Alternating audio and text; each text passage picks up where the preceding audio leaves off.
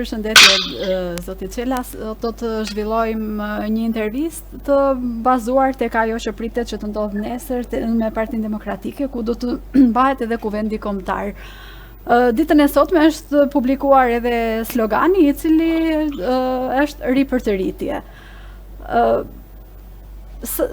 Sa ripërtëritje do të sjellë zgjedhja e organeve të reja të Partisë Demokratike në një kohë që kuvendi vjen pas zgjedhjes së zotit Berisha, pas konfirmimit të zotit Berisha sërish në krye të Partisë Demokratike, një zgjedhje e cila shkaktoi edhe debate, si për sa i përket ish kandidatëve të cilët u përjashtuan edhe më pas edhe në opinionin publik. Atëherë, është saktësisht ripërtëritje, është një kuvend kombëtar i thirrur mbas të rizgjedhjes së kryetarit të Partisë Demokratike zotit Berisha, dhe që do të zgjedhë strukturat e tjera, siç janë varësi të kuvendit kombëtar, Këshilli Kombëtar, i cili zgjedh më pastaj sekretariatet drejtuese, sekretarin e përgjithshëm dhe departamentet tjera drejtuese në Partinë Demokratike. Pra, është një ndryshim substancial ai që do të ndodhë nesër në kuvendin kombëtar të Partisë Demokratike, jo thjesht sacior, por mbi të gjitha cilësor. Është një ftesë hapjeje për çdo intelektual, i cili do të dojë të t'i bashkohet kauzave të opozitës, të Partisë Demokratike, dhe patjetër që është edhe mbetet një ftesë e hapur për shoqërinë, për të rinjtë dhe të rejat, për zonjat dhe zonjushat, të cilat do të kenë përvajsim edhe më sacior në përqindje, dhe kryefjalë do të jetë gjithashtu edhe përvajsimi i diasporës në Partinë Demokratike. Gjatë 10 viteve të fundit kanë ikur 1.100.000 shqiptarë, të cilët absolutisht do duhet të jenë të përfaqësuar në Partinë Demokratike nëpërmjet strukturave të tyre drejtuese në vendet ku jetojnë, në Bashkimin Evropian, në Shtetet e Bashkuara dhe në çdo kontinent ku në fakt kudo i gjen shqiptarët të larguar gjatë këtyre viteve. Dhe sigurisht që ky kuvend kombëtar është një zë bashkimi i gjitha këtyre segmenteve të shoqërisë, sapo i citova, dhe patjetër që është një ripërtëritje e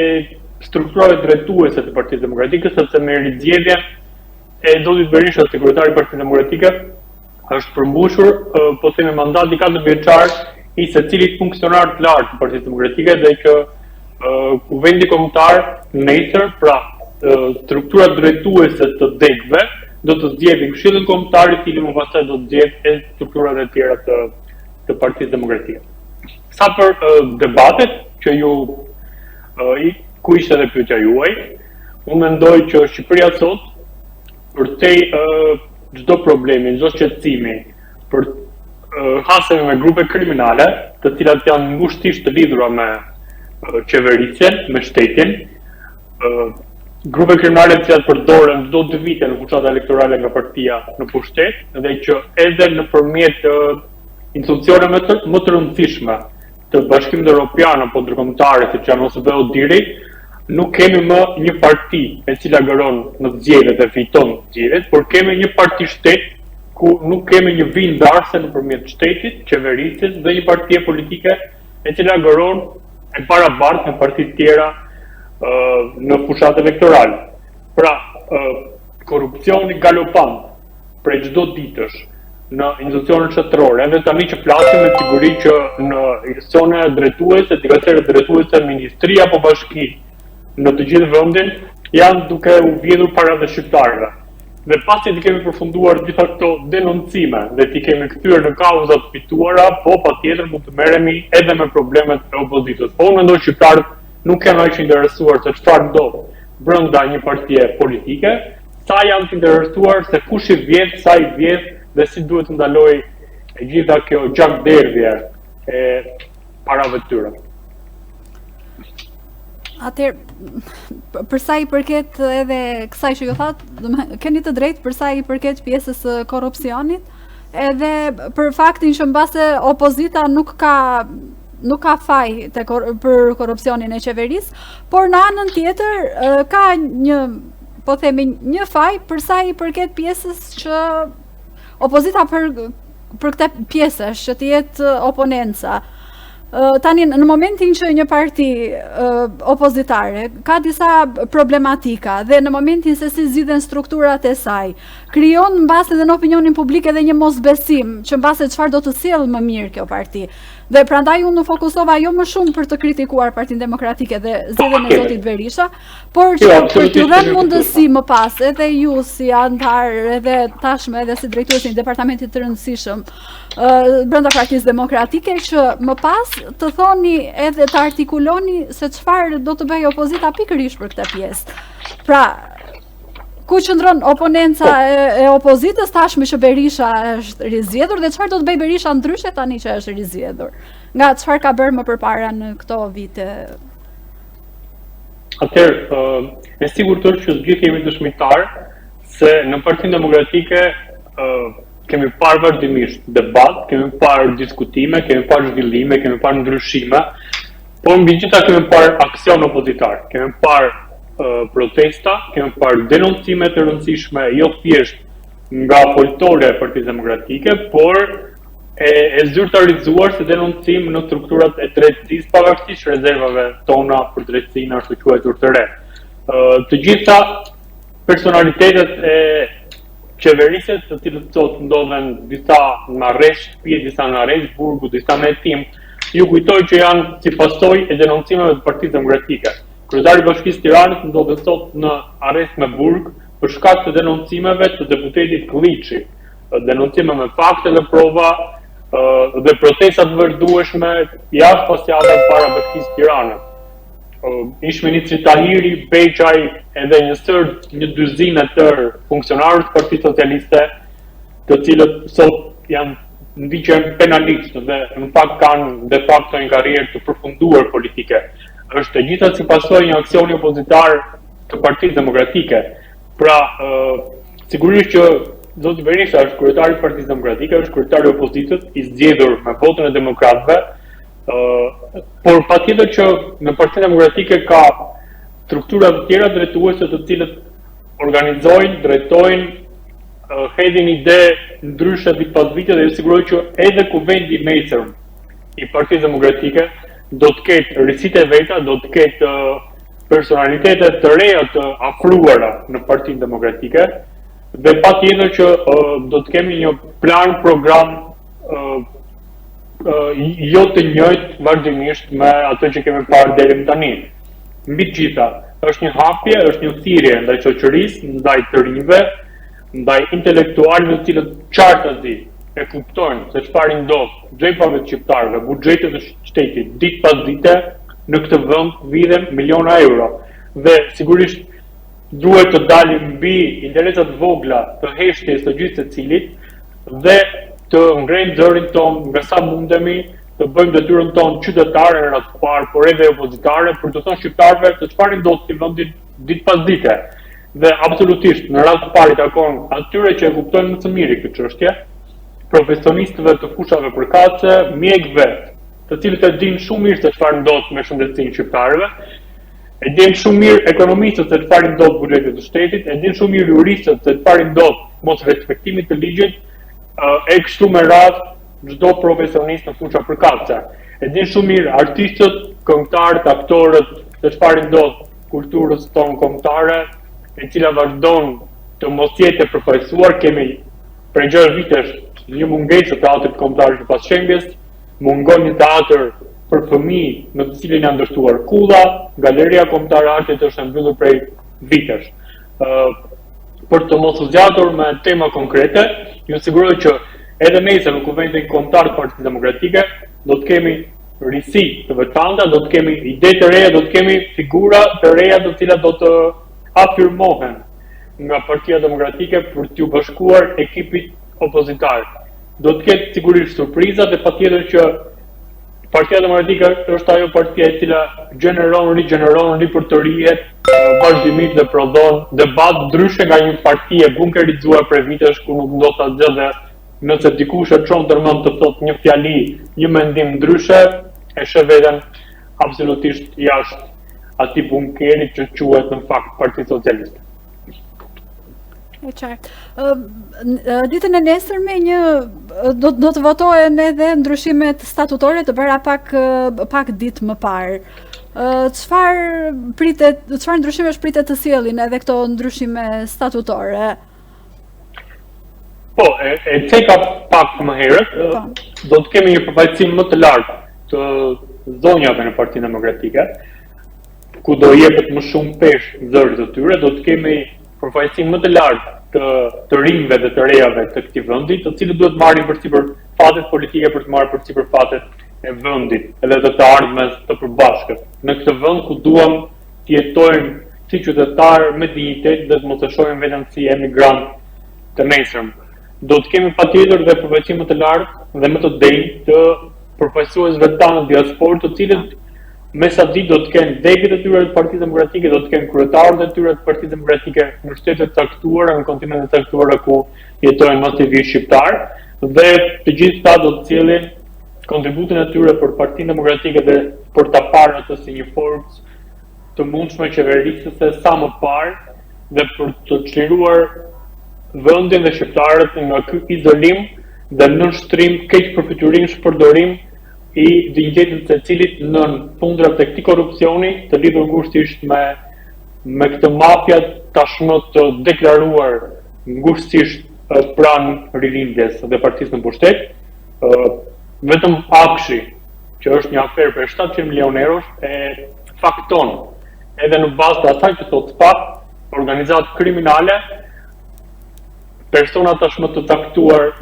të shpallur në kërkim, por që këto 700 milion euro të shqiptarëve i kanë çuar në xhepat e njëri tjetrit dhe në koordinatorët e krimit të organizuar të lidhur me partinë në pushtet.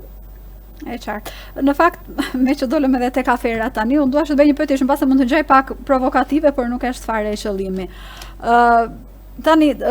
pyetja që më shpesh që bëhet në lidhje me Partinë Demokratike është kur Partia Demokratike i disponon dosjet e Akshit edhe të Ballukut, pra dosjet e aferave, përse nuk i përdor për të paktën sikur edhe për kredo politike ose edhe pastaj për të bërë edhe mbas edhe një të mirë publike. Dhe në momentin që zoti Berisha i shtruar këtë pyetje, ka thënë që është për të mbrojtur dëshmitarët. Si qëndron e vërteta dhe janë dy çështje të ndryshme. Dosja e Akshit është bërë publike vazhdimisht, me fakte dhe prova, dhe në fakt është denoncuar nga Partia Demokratike, është çuar në prokurori të posaçme antikorrupsion nga Partia Demokratike, ashtu si edhe afera ndaj zonjës Balluku, por fakti që është në hetim dhe ka një grup parlamentar ndërmjet dy partive kryesore politike, edhe në bazë të ligjit dhe të kushtetutës, deputetët të cilët marrin pjesë në këtë komision parlamentar e kanë rreptësisht të ndaluar dhe dënohen me burgim nëse publikojnë një fakt të asaj dosje e përkatëse. Por, po flasim për detaje në këtë rast, sepse faktet dhe prova, aferat të nga të dosjes Balluku, Partia Demokratike i ka bërë publike vazhdimisht dhe shqiptarët i kanë dëgjuar dhe i dëgjojnë faktikisht kryesisht nga Partia Demokratike dhe patjetër që detajit të cilën ju përmendur e kam dëgjuar vazhdimisht të thuhet, së pari Partia Demokratike i ka bërë vazhdimisht publike llokmat më të mëdha të aferës Balluku dhe shqiptarët i kanë dëgjuar dhe i dinë tashmë, ndoshta jo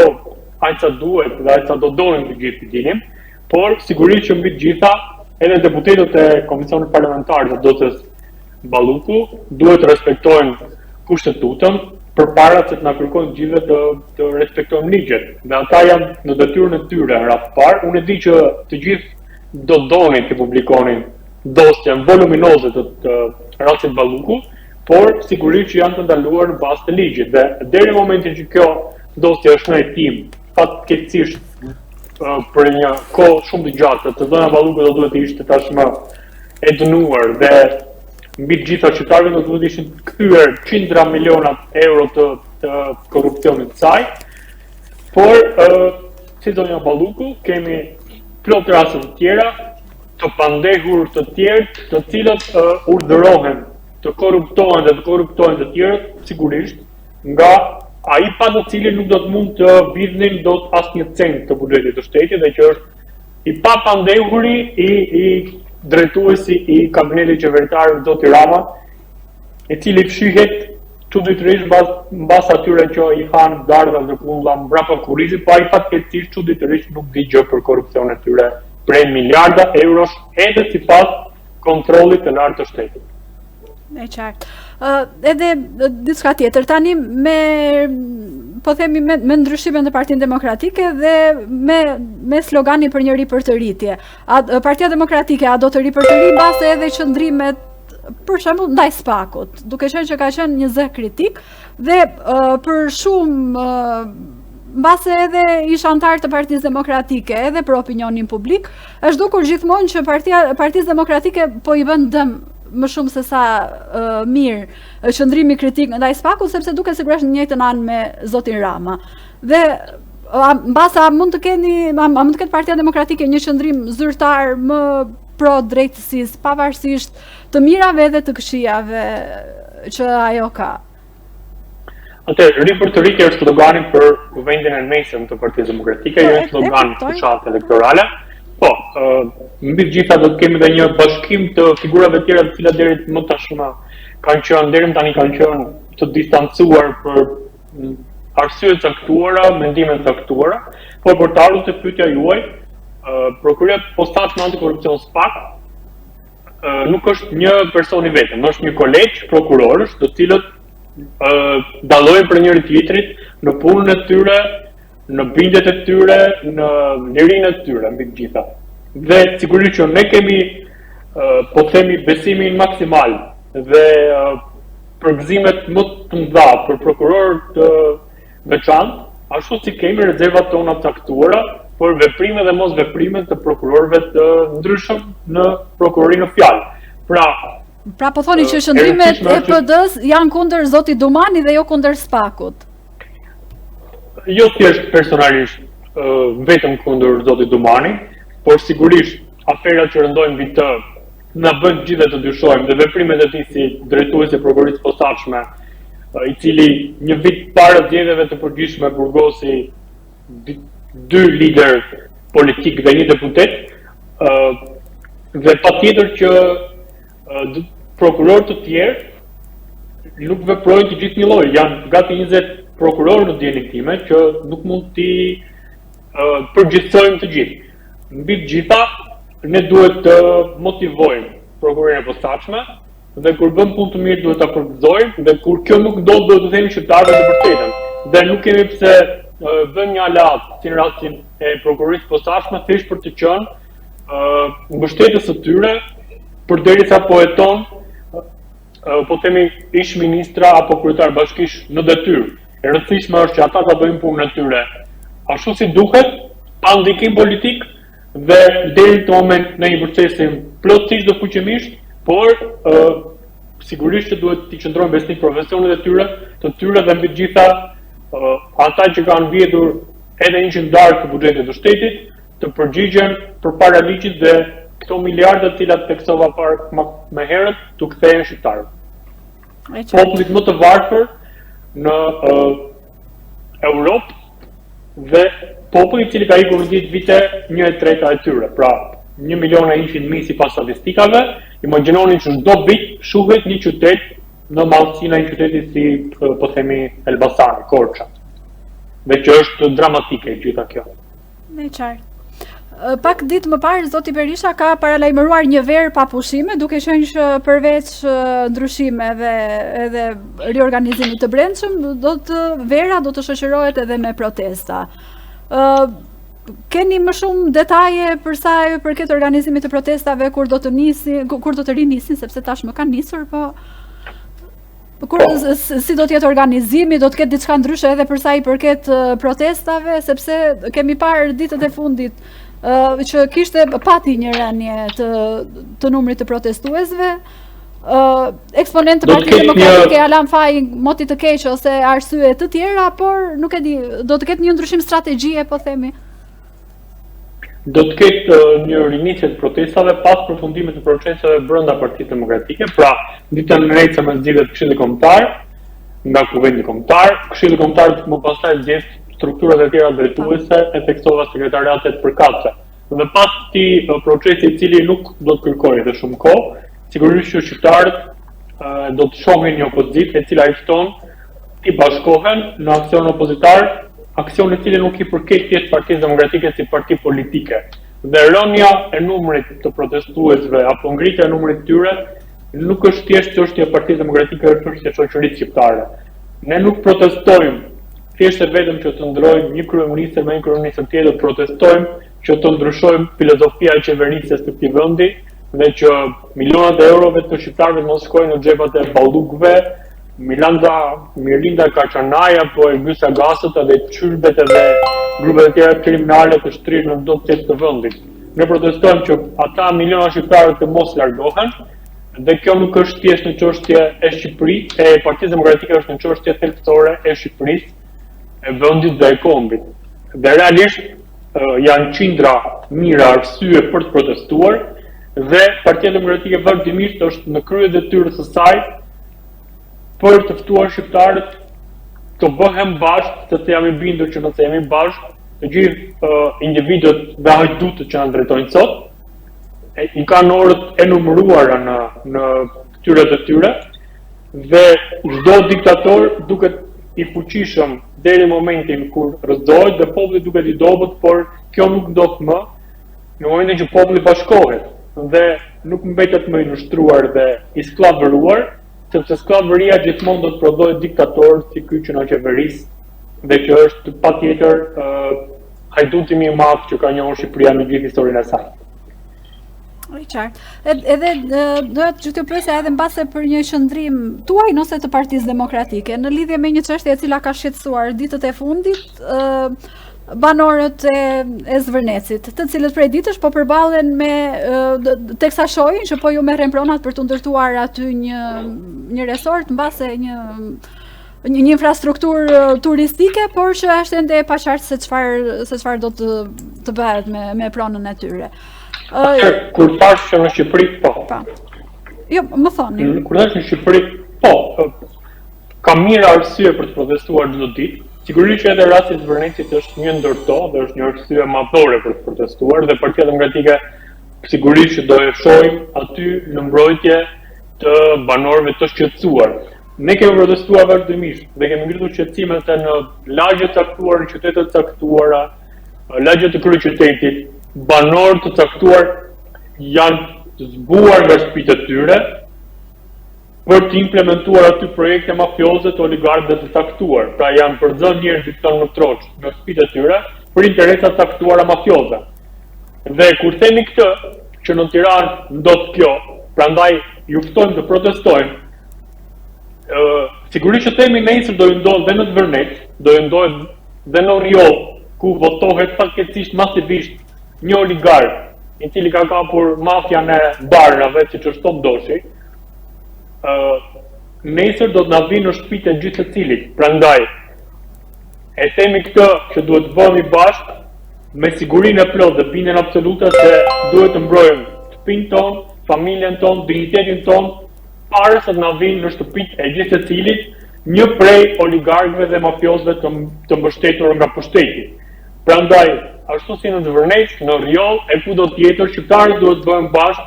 për t'i thënë jo çdo projekti mafios, qoftë ky kombëtar apo ndërkombëtar me petkun e diplomatëve caktuar, por që në fund të ditës vjet dhe rënon fatet e shqiptarëve, ekonominë e tyre, të ardhmen e tyre. Ditën e nesër. Absolutisht në mbështetje të çdo protestuesi që proteston kundër projekteve mafioze, gllabëruese, oligarkike. Ditën e nesërme banorët do të zhvillojnë sërish atje një protesta. Do të ketë Partia Demokratike, megjithëse nesër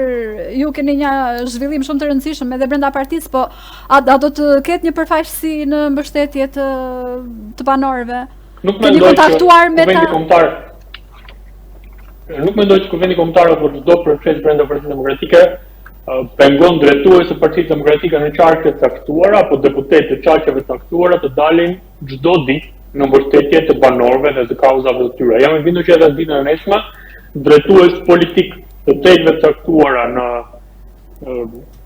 rastin në Zvërnec, vjen në Vlorë,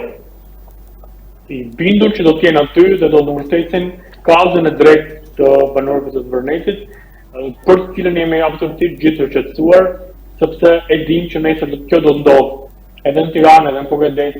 edhe në Durrës, që në fakt raste plot kanë ndodhur, dhe që në gjitha rastet unë di që Partia Demokratike, deputetët të saj, drejtues lokal të saj kanë qenë aty për të përkrahur, mbrojtur dhe përfaqësuar qytetarët politikisht, juridikisht dhe teknisht.